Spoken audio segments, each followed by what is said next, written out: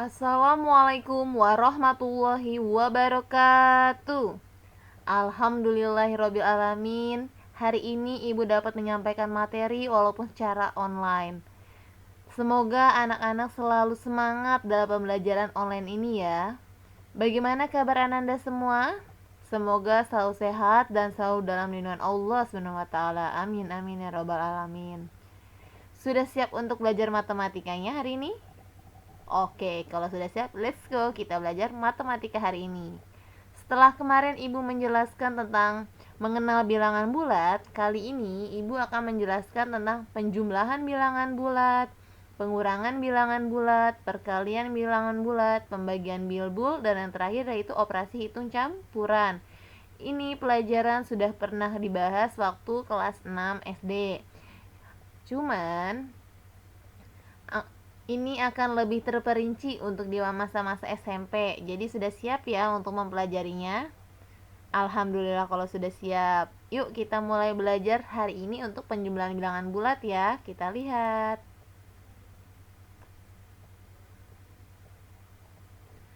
Nah, sekarang penjumlahan bilangan bulat. Mengenal bilangan bulat dengan diagram panah. Sebuah bilangan bulat dapat ditunjukkan dengan diagram panah pada garis bilangan yang mempunyai panjang dan arah. Panjang diagram panah menunjukkan banyaknya satuan, sedangkan arahnya menunjukkan positif atau negatif.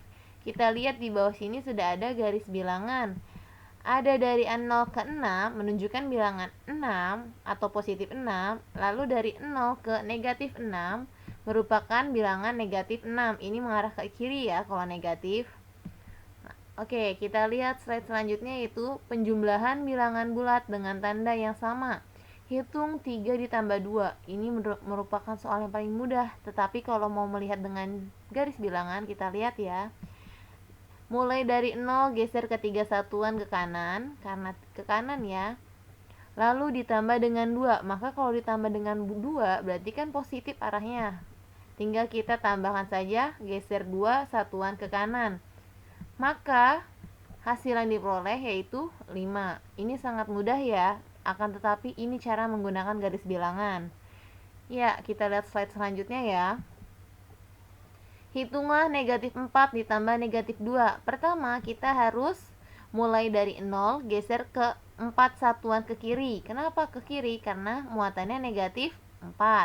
Lalu, geser 2 satuan ke kiri. Kenapa ke kiri lagi? Karena ditambah tulisannya itu positif negatif. Positif ketemu negatif, makanya hasilnya negatif. Negatif 2. Kita tambah lagi dengan negatif 2. Lalu hasilnya kalau kita peroleh negatif 4 ditambah negatif 2, maka hasilnya negatif 6. Paham ya sampai sini? Alhamdulillah kalau sudah paham. Kita lanjut ya. Penjumlahan tanpa menggunakan garis bilangan. Bagaimana jika menjumlahkan bilangan yang lebih besar? Kan kita tidak mungkin ya menggunakan garis bilangan karena sulit, karena angka-angkanya lebih besar. Sekarang di contoh yang pertama yaitu 58 ditambah negatif 16. Jika positif ketemu negatif, maka tandanya berubah menjadi negatif. 58 dikurangi 16, maka hasilnya positif 42. Paham ya? Dilihat posisinya positif sama negatifnya. Lalu yang kedua yaitu negatif 216 ditambah 116. Penyelesaiannya gimana? Kalian punya utang nih 216, tapi uang kalian cuma 116. Utang sama uang banyakan mana? Ya, banyakan utang, otomatis hasilnya pasti negatif. Kita lihat kenapa negatif, karena utang kalian lebih besar daripada uang kalian. Cara berhitungnya tinggal dikurangin aja. 216 dikurangi 116 yaitu 100. Karena tadi lebih banyak utang daripada uang, maka hasilnya negatif 100. Sampai sini paham? Oke, kita lanjut ya. Penjumlahan dengan bilangan bulat negatif dapat dilakukan dengan pengurangan dari lawan bilangan tersebut. Ingat, caranya dilihat posisi tanda positif ataupun negatifnya. Bisa dimengerti? Oke, siap. Kita lanjut ya ke materi selanjutnya. Pengurangan bilangan bulat. Pengurangan bilangan bulat dapat dilakukan menggunakan garis bilangan atau melihat angka dan tanda dengan teliti. Contoh, 5 dikurangin 7.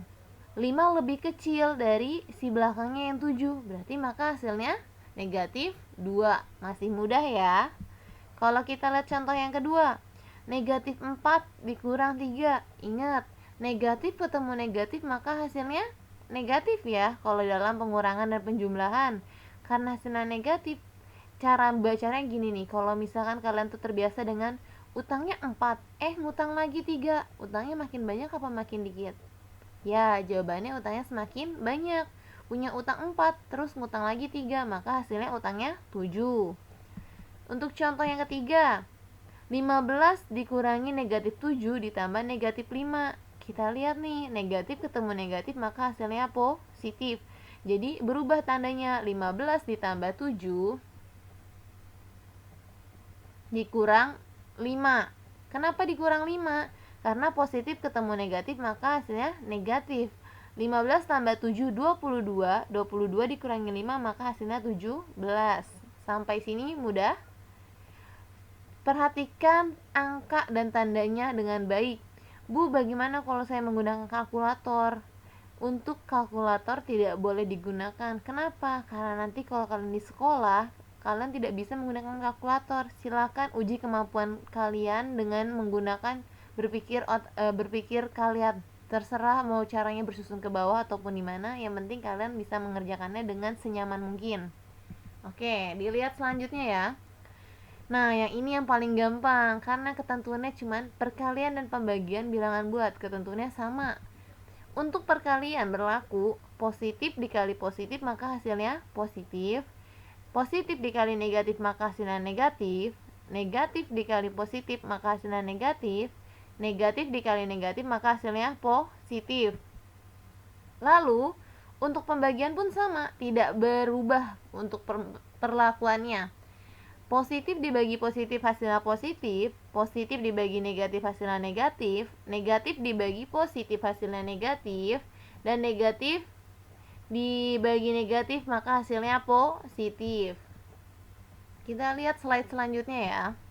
Contohnya nih, negatif 4 dikali 2 sama dengan negatif 8. Kenapa? Karena negatif dikali positif maka hasilnya negatif. Kita tulis dulu negatifnya, baru 4 dikali 2 maka hasilnya 8.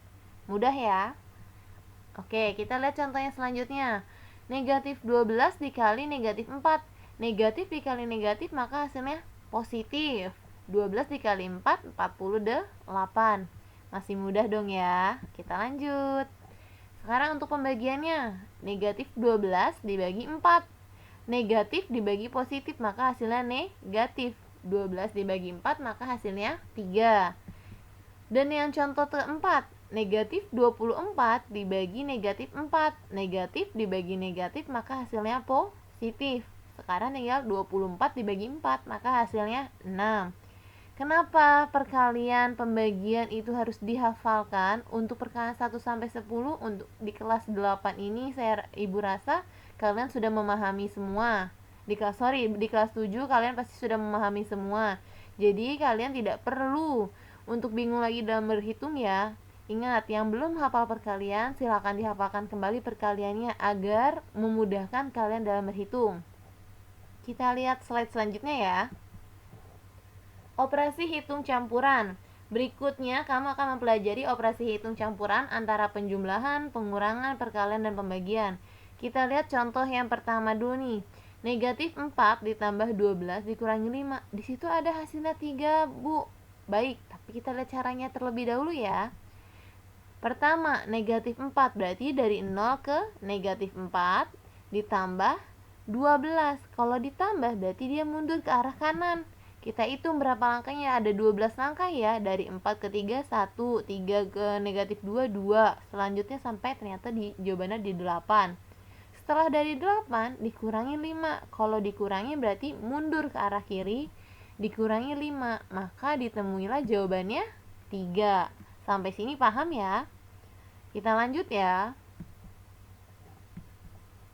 Oke, kalau tadi sudah untuk penjumlahan dan pengurangan, Sekarang pembagian dan pengurangan. Negatif 36 dibagi negatif 4 dikurangin 2. Menurut kalian yang dikerjakan yang mananya dulu sih?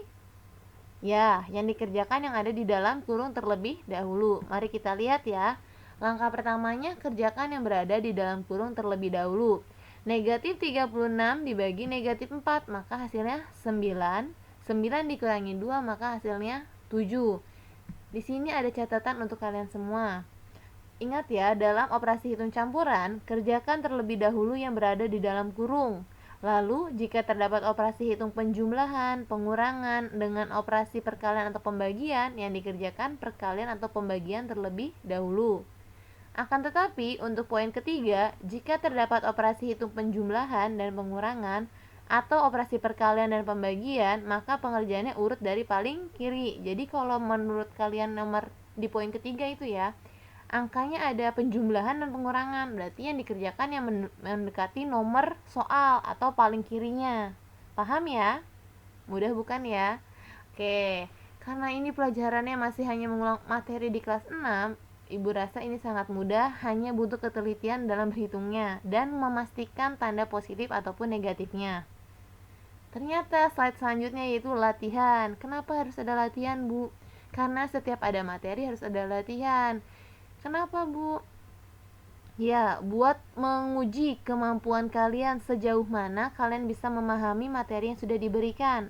Nah, untuk latihannya, silakan Ananda cek di Google Classroom, klik tugas kelas, lalu klik pemantapan materi, pilih latihan 2. Ada latihan 2 ya. Nanti ada beberapa soal. Bu, soalnya banyak atau tidak? Banyak atau tidak sesuai kemampuan kalian, kerjakan saja semampu kalian. Yang penting ini menguji tes kemampuan kalian. Kalian sudah bisa memahami materi atau belum? Paham? Oke, kalau paham kita lanjut slide selanjutnya ya. Siapa tahu masih ada tugas nih. Oh, ternyata sudah tidak ada tugas.